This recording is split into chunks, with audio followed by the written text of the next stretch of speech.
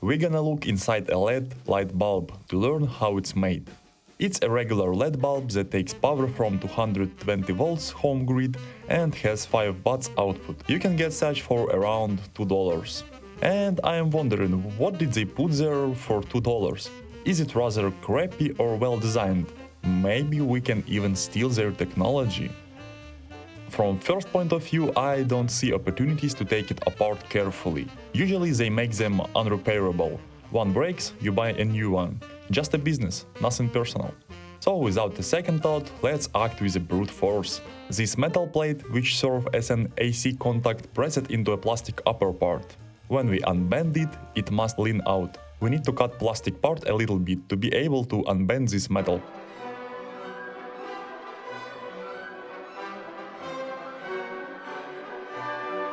Now I think I can use my wire cutters.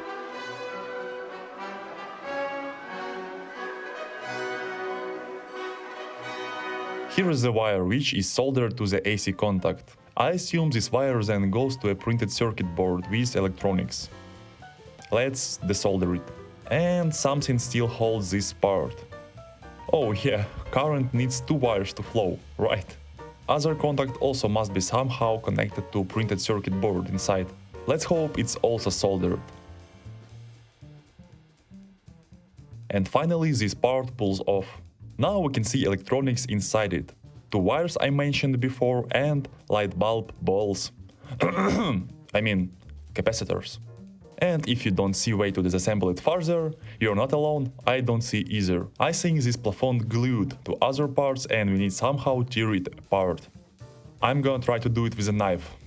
But I'd rather cut my fingers than open it. I have other technique. But it's secret. Shh, don't tell anybody. Of course it takes time, but I don't have a press to crack it. And also I'm electrical engineer. I even use solder iron to boil water. When we open it, we finally can see our diodes. By the way, plafond is pretty strong and thick. I like it. This circuit board, of course, also glued to bottom part. We need our brute force again.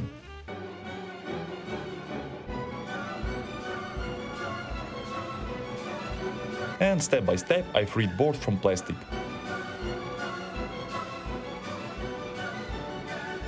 Finally, the most interesting part. At bottom we see capacitors that grow like mushrooms from board. The legs of capacitors and wires covered in an isolation tube. They save such a long legs of capacitors to fit them inside this part. And again, everything glued. Just wait a second, I will clear everything and we're gonna look at the details further.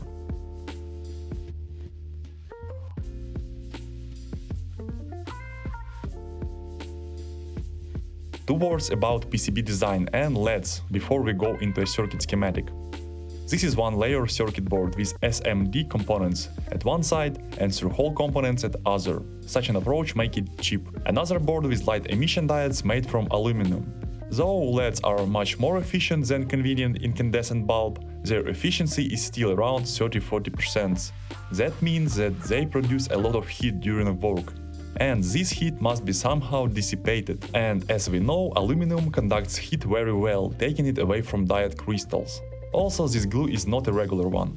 It serves as a thermal paste that transfers energy from this aluminum board to a bottom metal part, and then into a light bulb socket. All this together creates huge radiator for diodes. Let's now have a closer look at LED board now. It consists of 14 diodes, 2 parallel branches with 7 diodes in each. I tried to Google this number they wrote on the board and didn't find exact diodes they are using, only their series 2835. They can be with the different voltage drops across one diode, and probably they use 6 volts one. Why do I think so? I will tell you a little bit later. And here is 2 contacts through which diodes are powered by this board. It's based around one integrated circuit that are located in the middle, in a solid case with 8 legs. That's a luck for us that it has a part number on its case and we can easily Google it. And here it is, Chinese controller manufactured exactly for such applications.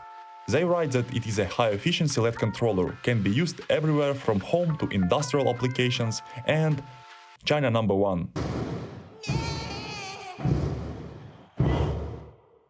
Actually, I do not read Chinese, but we don't need to. We can guess all information we need. Input voltage range, case, schematic, absolute maximum ratings, inner circuit, and all the formulas you might need. And let's start from the main schematic.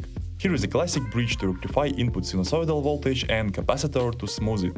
Then high voltage through resistor charge this capacitor. This capacitor powers main integrated circuit. This IC has internal voltage stabilization, which limits maximum voltage at this pin. Z is the resistor that controls IC open circuit protection. Also in the circuit they additionally added thermistor to limit initial current through capacitor and bridge rectifier. Cause you're smart, you probably know that when capacitor is fully discharged, it behaves like a short circuit, and if we connect it to a 220 volts, initial current that charge it will be huge. It will flow from our grid through a bridge to our capacitor, and it might damage capacitor and diodes in a full bridge. And exactly such a thermistor put in series limit initial charge current with its resistance. And when it heats up, it reduces its resistance and doesn't affect circuit anymore. And also they put a capacitor and inductor to filter noise that comes from light bulb to a grid. Now let's have a look at the most important part. How do they control light emission diodes? Main circuit has internal switch which connects the inductor to a ground through a sense resistor. Current through light emission diode starts rising until voltage at sense resistor reaches value of 400 mV. Then switch turns off and current through inductor starts falling again, powering our light emission diodes, but now through this diode. That's a classical buck converter circuit. That means that LEDs are powered during both cycles, inductor charging and discharging. Also there is a bulky capacitor in parallel to LEDs. This capacitor smooths voltage pulsations across diodes during both cycles. That makes light pulsations of our light bulb minimal. And as I said, you can find all necessary formulas to calculate it. Life were never easier. Take formulas, calculate everything and you're good. And as I promised, why do I think that diodes are 6 volts 1? The current sense resistor value in the circuit is 1.65 ohms. Then peak current in the circuit will be 0.4 divided by 1.65, and it gives us approximately 250 milliamps or 125 milliamps of average current through diodes. And because we have two branches, we need to divide this number by 2, and for one branch we will get around 62 milliamps. And we know that our bulb is 5 watts, and now we can simply divide 2.5 watts per 62 milliamps. And it gives us 40 volts across two branches. And we know that one branch consists of 7 diodes. We divide 40 by 7 and it gives us approximately 6 volts per one diode. Let's also have a look at inner circuit. Here is a inner voltage stabilization I was talking about earlier. Usually it has hysteresis. IC turns on when voltage rises to a 14 volts and then turns off only when voltage drops to a 9 volts. It ensures that circuit will be stably working even with the input voltage fluctuations. Here is comparator that gives us signal that voltage at sense resistor reached 400 mV. Then the signal goes to a control logic block that decides whether transistor must be opened or closed depending on conditions. The only one problem with this IC, I'm not sure you can buy it now. Situation with electrical components isn't the best nowadays due to a global component crisis. Massive worldwide chip shortage. Earnings being cut by up to $2 billion. We don't have these chips, we're in trouble. But don't worry, there must be plenty of similar circuits you can buy. Their working principle is the same. And that's why after watching this video you will understand how similar integrated circuits work. What is my verdict after all? That's a well-designed light bulb, but you cannot repair it, cause it's assembled once and forever. But you can use electronics from it in other projects. If you haven't subscribed yet, click the subscribe button, because you might be interested in what's going on.